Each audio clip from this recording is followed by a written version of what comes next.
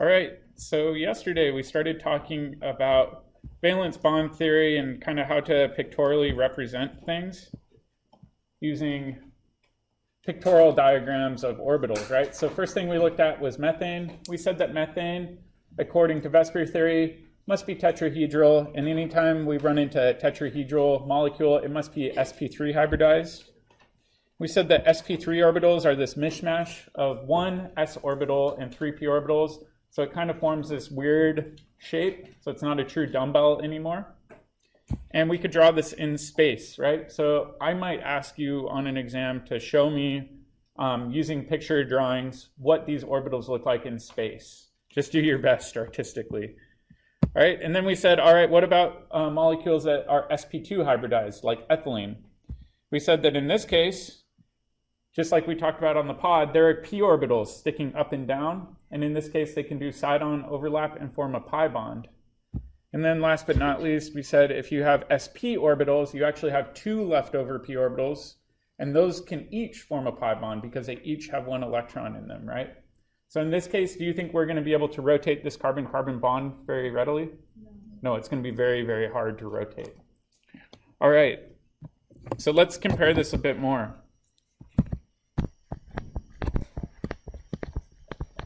Let's compare sp to sp2 to sp3. All right, my question for you is which one's going to be the longest? Talk with your neighbor and see if you agree. Is the sp orbital going to be longest, sp2 or sp3? And why?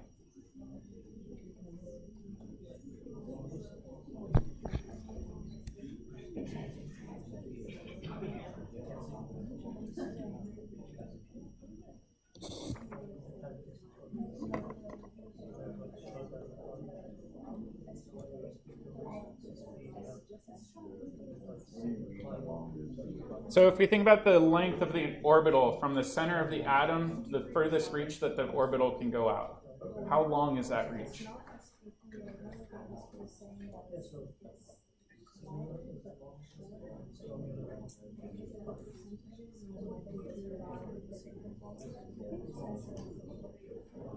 All right, so let's get together and talk about this.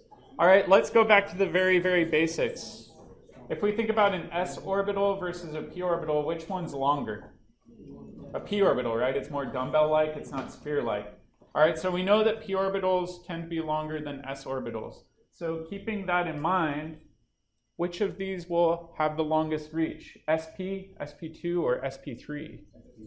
sp3, absolutely. So sp3 is 3/4 p character, right? So it's going to be a lot longer than an sp.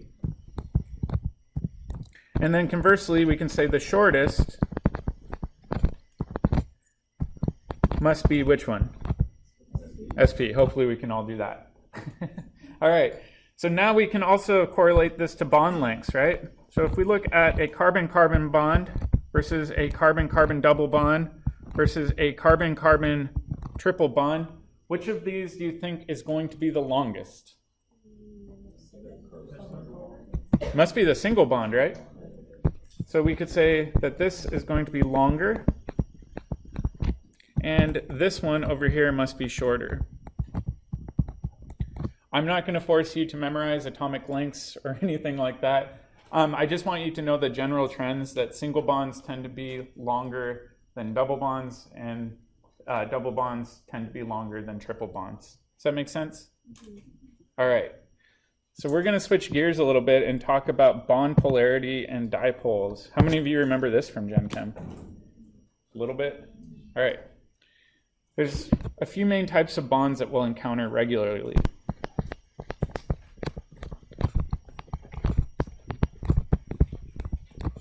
All right. And I'll just put out a few examples here. We'll start with ethane. This is found in natural gas.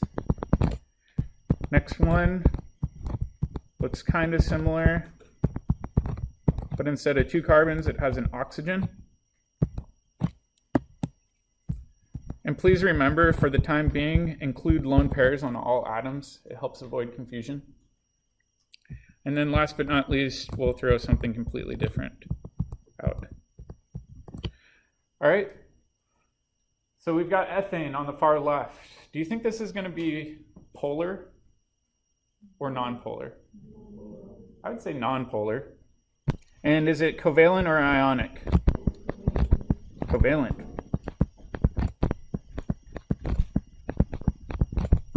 All right, the one in the middle, that's methanol right here.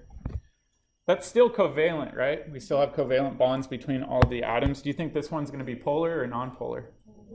Polar. Why? Because of oxygen. Oxygen we know is very electronegative. So this would just be called polar covalent. And then last but not least, what do we call the electrostatic interaction between anions and cations? Ionic.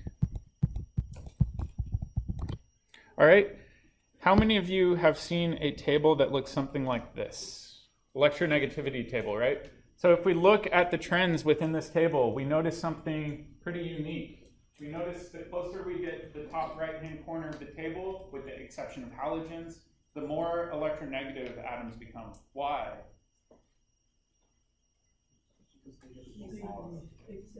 So they get smaller. What else?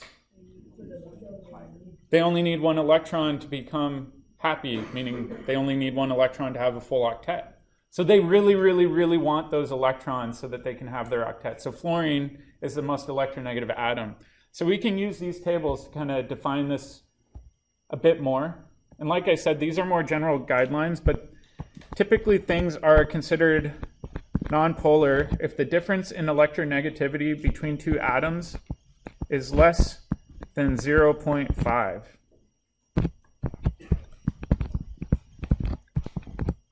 All right, so let's look at carbon and hydrogen on here. So you see how carbon's 2.5, hydrogen's 2.1. That's a difference of 0.4. There is a difference. It's just not a very big one, so we just kind of consider it to be marginal at best. So it's really not very polar. All right, over here, we would have a difference in electronegativity of 0.5 to about 1.7. This is debatable, though. Once in a while, we'll run into situations where it's not always clear. All right, so if we look at oxygen and hydrogen now, it should fall in that range. So oxygen is 3.5 on here. Hydrogen's 2.1. Yeah, that falls within the appropriate range for it being polar covalent. All right, ionic. It's going to be a delta En, meaning a difference in electronegativity of more than 1.7.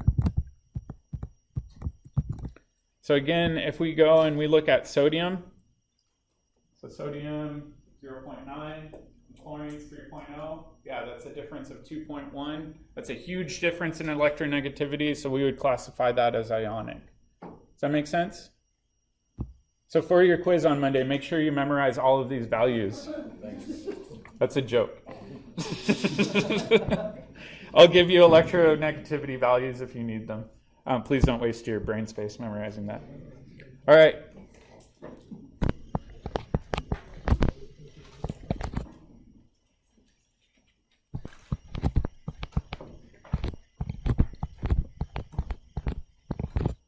All right, let's practice. Let's draw this molecule, and I want you to consider the three-dimensionality of it as well. And we'll draw both the Lewis view, and then we'll do the 3D representation.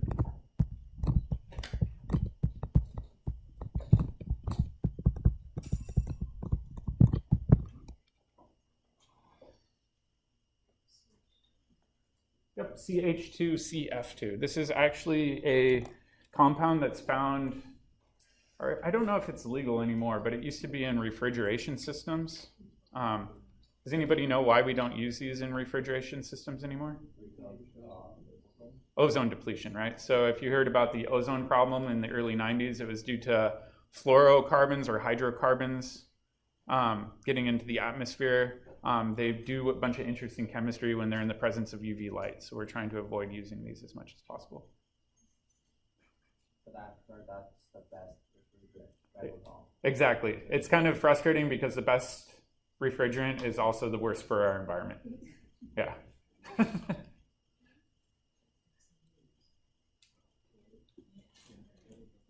Give me a thumbs up if you think you got this too, so I kind of know where people are at.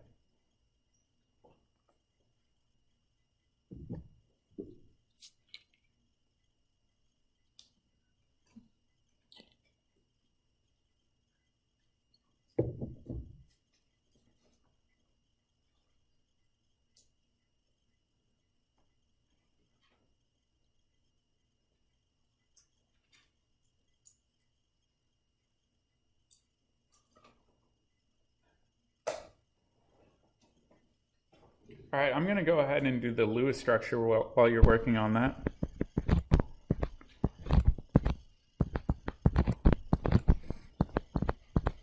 And like I said, please draw all of your lone pairs, even if it feels tedious.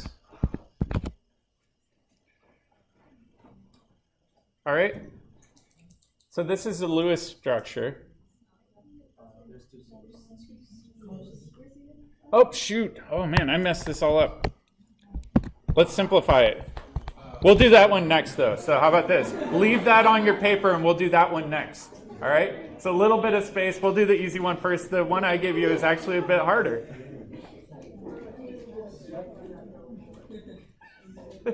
All right, so are the bond angles 90 degrees? No? Okay, what are the appropriate bond angles?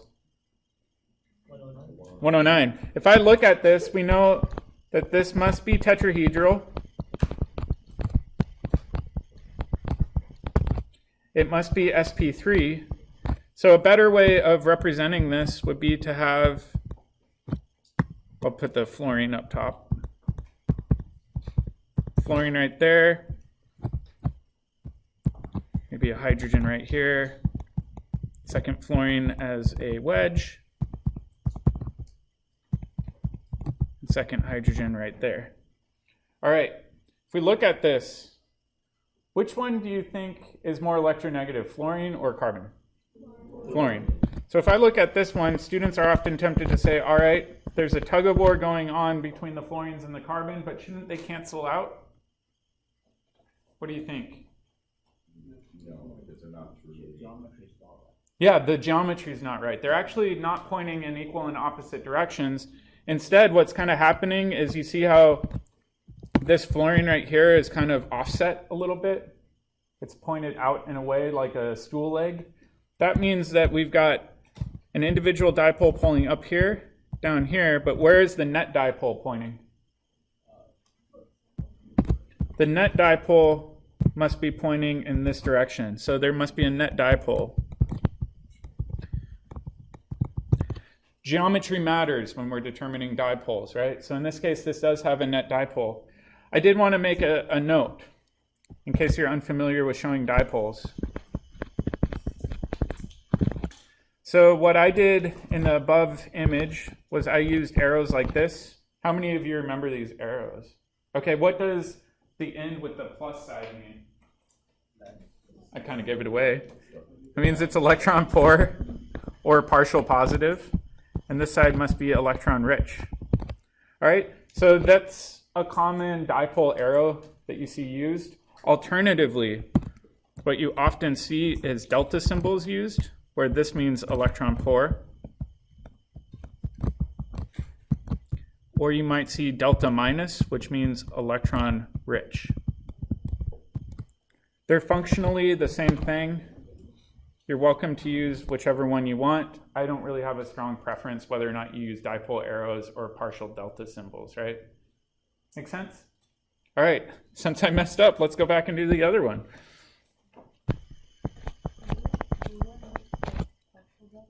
Yeah, let's do that in the next one, and we'll try using both systems. So I think I did C2, H2, F2 in the last one, right?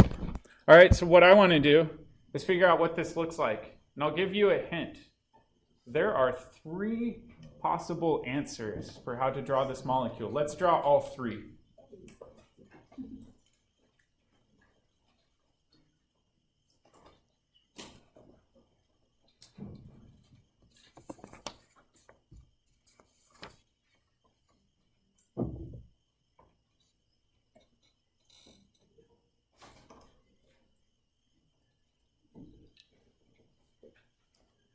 Does anybody know what's common between all three? Double bonds. All of these must have a double bond, so we'll use that as a starting point. And it must be a double bond between the carbons.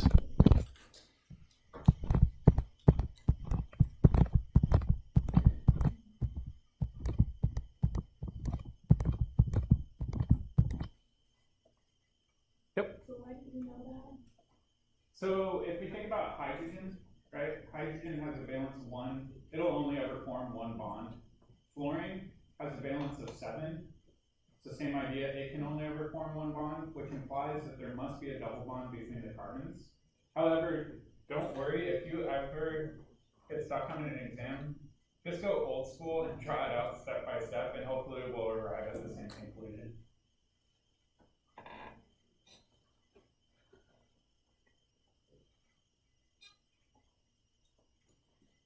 All right, so let's try this out. Where could we put the 2 fluorine atoms? I get a pick. We can maybe put one on each side right here, right? Which means the 2 hydrogens would be over here. All right, so 2 fluorines coming off the exact same carbon atom. That's one option. All right, what if, don't copy this down. What if I did this? It's the exact same thing, just flipped over. So let's avoid drawing molecules more than once. All right, so another option is maybe I have 2 fluorines, but they're coming off of different carbon atoms.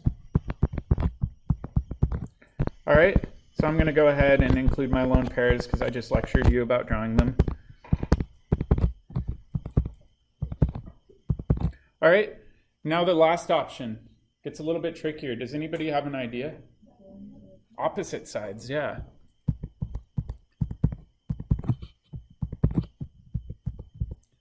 All right, so we'll draw the hydrogen atoms in. My question is, why is this different than that? The fluorines are off of different carbon atoms. Yeah, we just said that double bonds cannot rotate because of that pi bond character, right? All right, so we've got 3 different molecules. They're all isomers. All right, let's consider the dipoles. We know that we've got dipoles going right there and right there because fluorine's more electronegative. Same thing here and here. Same thing there and there. All right, one of these is nonpolar. Check with your neighbor and see if you can figure out which one is nonpolar.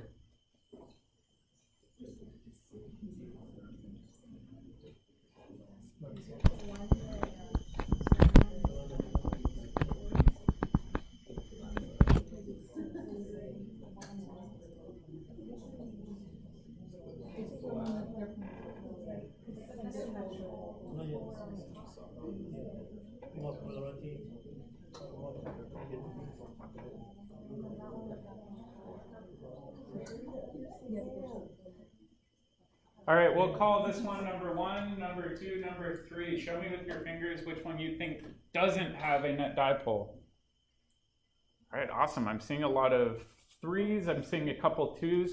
Let's go through this. So if we look at this first one, this one right here, I would say it has a net dipole because it's going to average out and pull electron density in between those 2 fluorine atoms, right?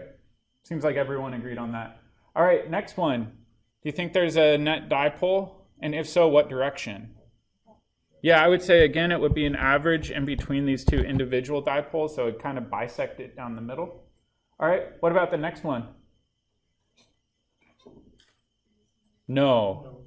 It's kind of like a tug of war where you have equal strength people on both sides pulling in opposite directions. That means nobody wins, right? So in this case, the first one has no net dipole. Or sorry, I'm writing it wrong. This one has a net dipole. This one doesn't because it's pulling in equal and opposite directions. All right, if we go ahead and we use those symbols, that means that this would be delta positive over here, and it'd be delta negative on that side, right? So the left-hand side, oops, sorry, I'm flipping this. Holy cow. This would be delta negative and delta positive, right? So the left-hand side of that molecule would be electron-rich. The right-hand side would be electron-poor. Same thing here. That'd be delta negative and delta positive. The top half of that molecule would be electron-rich. The bottom half would be electron-poor. So geometry matters a lot. We need to be very, very careful with how we approach this. Does that make sense? All right. Next, we're going to jump into intermolecular forces. How many of you remember this from general chemistry? A little bit? So we'll start out with the weak ones. We'll do London dispersion. Some people call this fleeting dipole.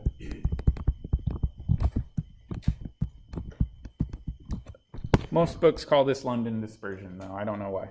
All right.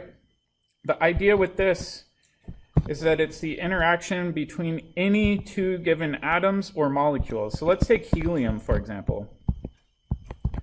Well, imagine that these are two little helium atoms floating around in space. The helium atom on the left maybe has 2 electrons floating around, and if we took a snapshot in time, there's some probability that both of those electrons would be on the right-hand side, right? Same thing with the one on the right. If we took a molecular camera and just took a snapshot in time, there's some probability that those electrons will also be on the right. Why might these molecules stick to one another a little bit? Yeah, if we think about it, this side of the molecule, let me actually put it down here, is electron rich, right? This side's electron poor, where the helium atom on the right, this side's electron poor, while this side's electron rich. All of a sudden, we have this interaction between opposite partial charges.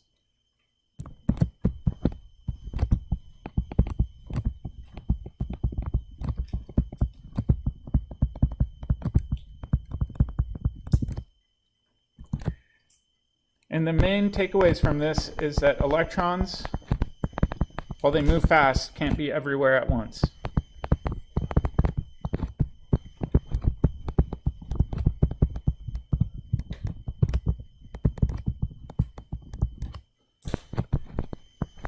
Creating instantaneous dipoles.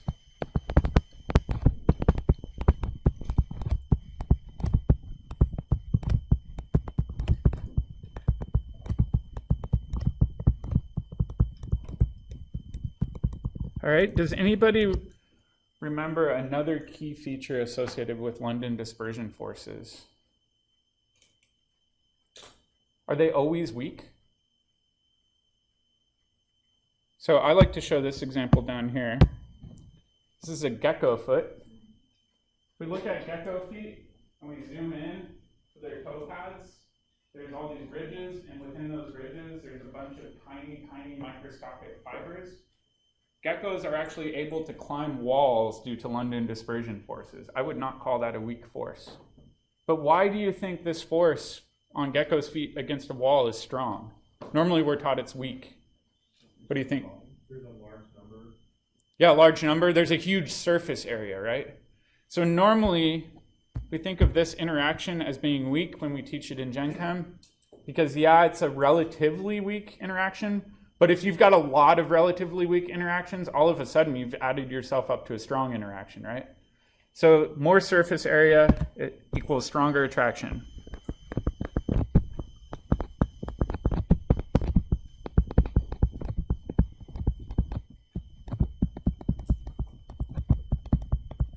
In fact, I was reading in a magazine a few years ago, they're actually using this as a design technique. So if you think about gloves that you want to be grippy, you want to have a huge amount of surface area on those gloves.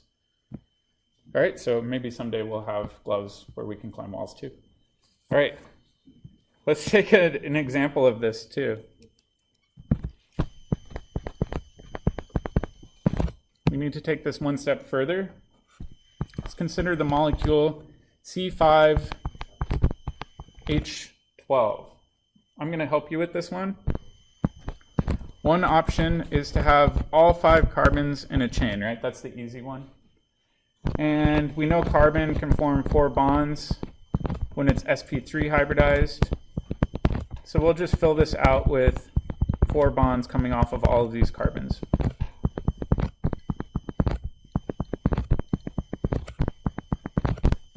This is a molecule called N-pentane.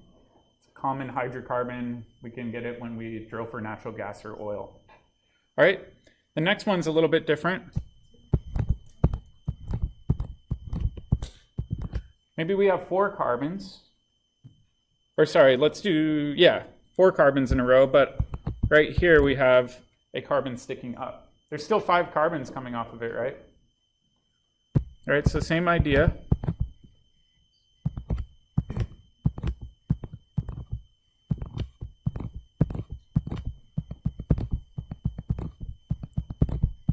Sorry, I'm going to try to cram in all of these hydrogen atoms.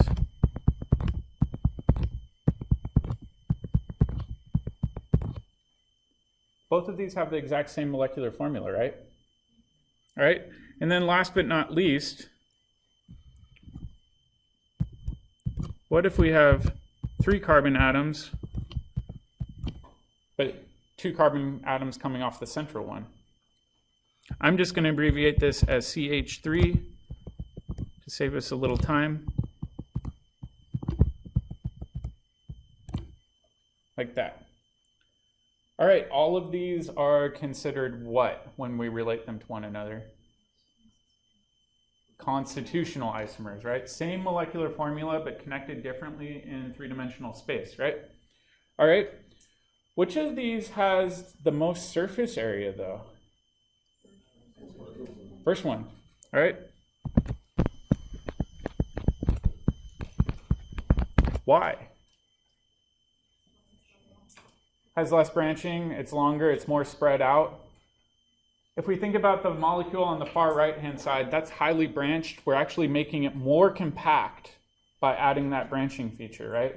It gets a little bit abstract to think about, but what we're looking at is the electron cloud around the molecule, and we're kind of losing access to the areas kind of in between these nooks and crannies right there.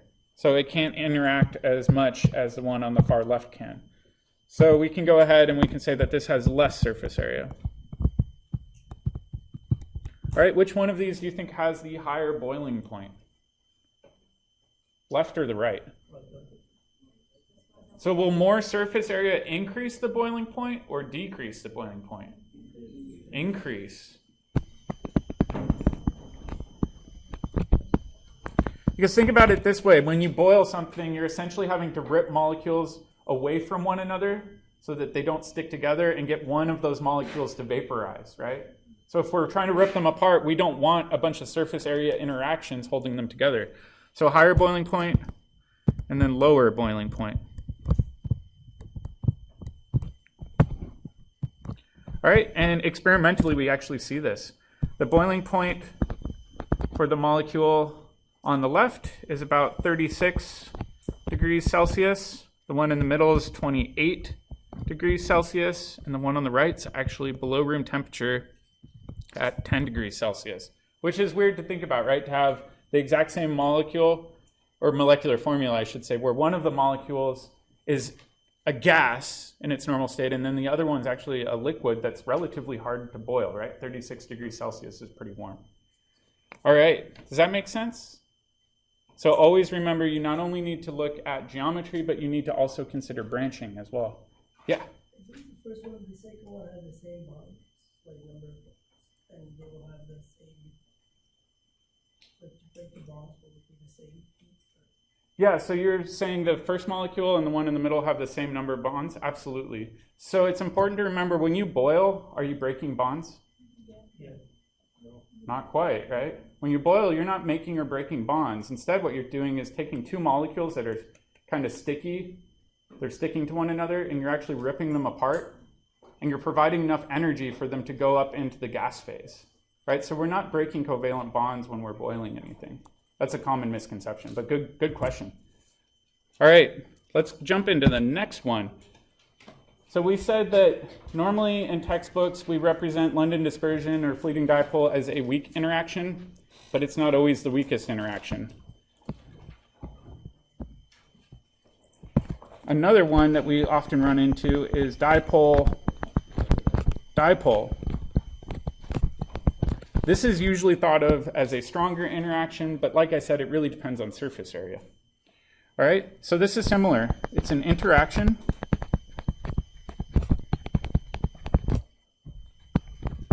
between two or more molecules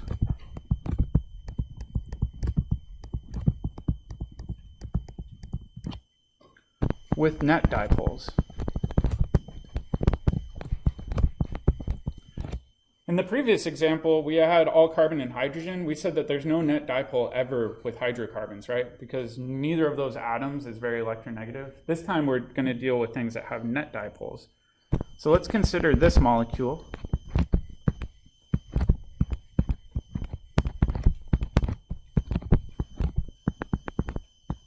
This is called acetone.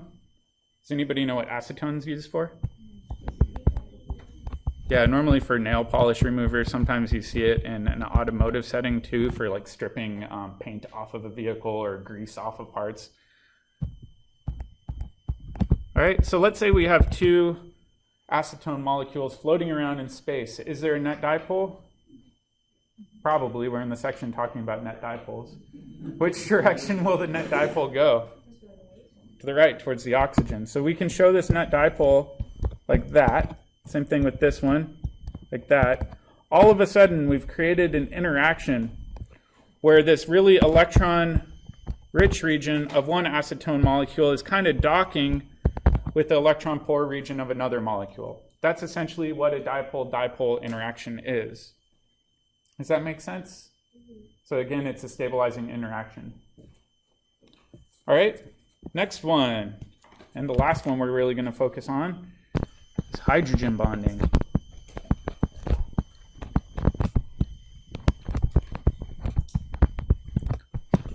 Hydrogen bonding is kind of a unique one, right? So let's take a look at what's going on with hydrogen bonding. The classic example that we see with hydrogen bonding is with our favorite molecule, water.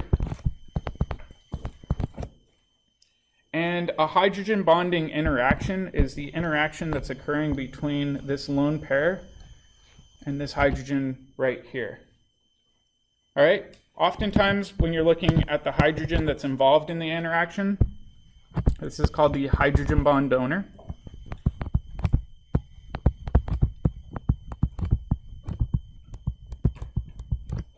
And over here, the lone pair that's involved is the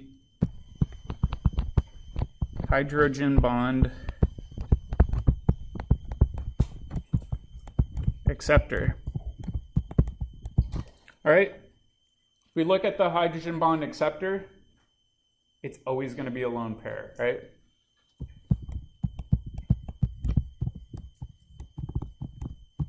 All right, now let's go back and focus on the hydrogen bond donor, so the hydrogen in this case. Why is it participating in a hydrogen bond? Does anybody know why or want to offer an explanation? What do you think? The dipole interaction. Yeah, so the dipole interaction is really strong, right? So we know that oxygen, in this case, is hogging electron density away from that hydrogen. That hydrogen is not very happy about it, so it wants to find electrons to help stabilize it. That's one option. Is it always going to be a hydrogen coming off of oxygen? No. What are some other options? Fluorine, oxygen, and nitrogen. So let's make a note of that as well. So hydrogen bond donor is going to be H off of fluorine, oxygen, or nitrogen. So oftentimes I tell my students in Chem 110, is hydrogen on the phone? That's one trick you can use for remembering that.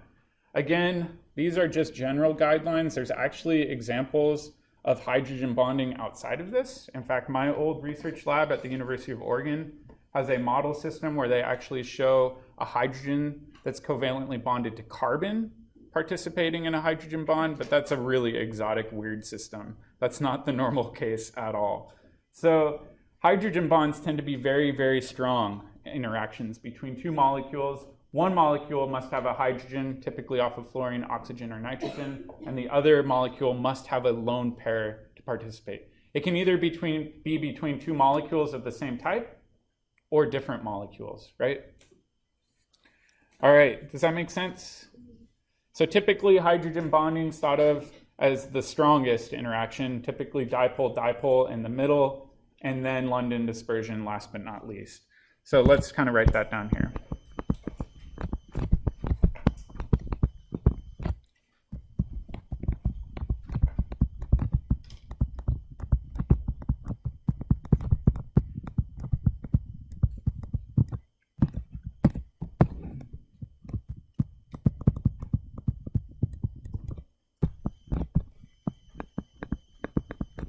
All right, so my next kind of question for you is, all right, let's say we're looking at water. Water, we just said, has hydrogen bonding. Does it have any of the other ones, meaning London dispersion or dipole dipole? Yes, in this case, it has a fair amount of London dispersion. In fact, 25% of the attractive force between two given water molecules is actually due to London dispersion. So this isn't a pick one sort of thing. However, oftentimes when I ask you, I'll say pick the primary intermolecular force, meaning the strongest one. So in that case, you would pick hydrogen bonding. Does that make sense? All right. Let's do a couple examples.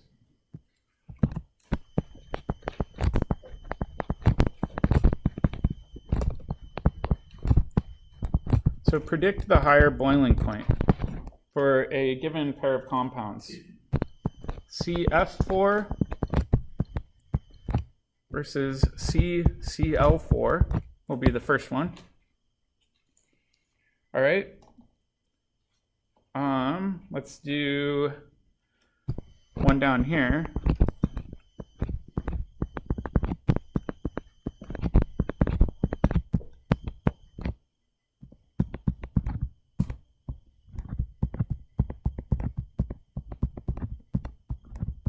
And you can check with your neighbor and see if you agree with any of these. So let's just do these two at first.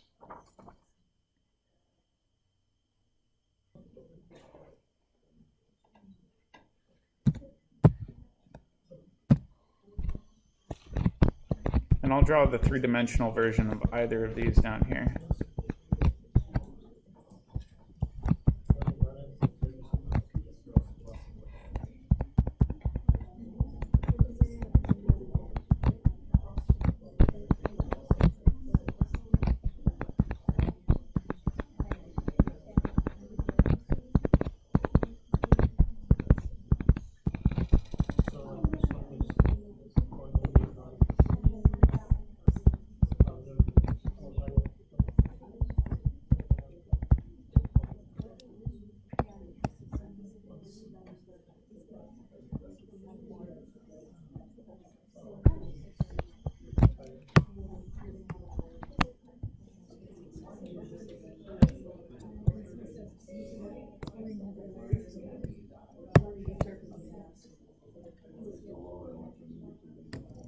All right, let's check this one up here. This one's a little bit tricky, right? They're both tetrahedral molecules. Really the only difference is whether or not all four atoms are fluorine versus chlorine.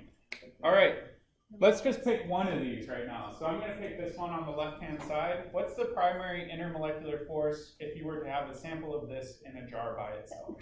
How would they stick together? What intermolecular force? London dispersion. Why? Fluorine's really electronegative, though.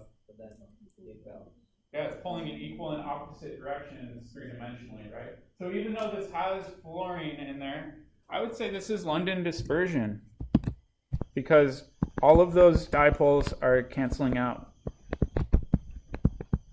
All right, what about the next one over? If I had a jar of this molecule and they're sticking together, what would be holding them together? Which intermolecular force? Also London dispersion. Does that mean that these both have the same boiling point? Why not? Fluorine is much bigger and fluorine is going to be smaller, so they can pack more tightly together.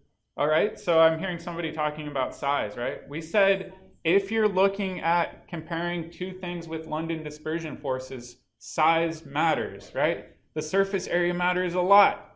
All right, which one has more surface area? The one with the chlorine, exactly. It's further down the column. So this one has more surface area due to larger atoms, which means it must have the higher boiling point. That's what we're predicting, at least, right? It's always good to have experimental data to back up predictions. I can't remember exactly. They're both below room temperature, but yes, the one on the right, that's chloroform. That's a liquid at room temperature. Tetrafluoromethane is a gas at room temperature. So we know right off the bat that the one on the right has the higher boiling point. All right, let's do the next one. What's the primary intermolecular force for the molecule on the left? What's that? Dipole dipole? All right, what about on the right? H bonding. We've got a hydrogen directly attached to oxygen, and we also have lone pairs available. So this can H bond. All right, which one must have the higher boiling point? The right one. So this would have the higher boiling point. So not surface area this time, right? Because we're comparing two intermolecular forces that are different than one another, right? If we're comparing like up above, they both had London dispersion. We're kind of in the tiebreaker situation. And when we have a tiebreaker, then we look at surface area. Yeah. So dipole dipole, sometimes I get confused between that and H bonding. Mm-hmm. For this molecule, if there was a hydrogen also connected to hydrogen or two connected to oxygen, would it then be an H bond? Yeah, so I think your question is, if I had a hydrogen coming off right there, for example, would that be H bonding? Absolutely, it would be. Although then the oxygen would also have a positive charge, so it kind of changed things a bit. But yeah, in this case, the problem is these hydrogens aren't directly bound to that oxygen. All right, one last thing before we head out, and then we'll be done. All right, the last thing is the solubility rules. Really, really easy to remember. It is like dissolves like. And what do I mean by that? Yeah, organic solutes, meaning the things that we're trying to dissolve, tend to be soluble in solvents that have similar intermolecular forces, which I'll abbreviate as IMFs. This explains a lot why oil, so if we think about oil is always a hydrocarbon, CXHY, we don't know what those would be. Let's say oil and water. We know from experience, hopefully, that oil and water don't mix, right? They're not soluble in one another. Why? It is hydrogen bond? No, oil cannot hydrogen bond. They have very different intermolecular forces, so they're not going to be soluble in one another. All right? That makes things a little bit interesting. All right, let's take another example. Let's say we have methanol. Which one is it more likely going to be soluble in? Why? Because it has H bonding, right? So it's a pretty simple premise, but one that people oftentimes kind of neglect and ignore, is when we're trying to find a solvent that a solute is soluble in, we need to match those properties, right? We need to make sure that the intermolecular forces are very similar. That way they attract themselves to one another. Otherwise, they'll actually repel somewhat and instead find other molecules like themselves that are similar. Make sense? All right, so I'll see some of you upstairs in a few minutes. Remember, Friday lab meets tomorrow at 2 p.m. outside of lab. No lecture tomorrow.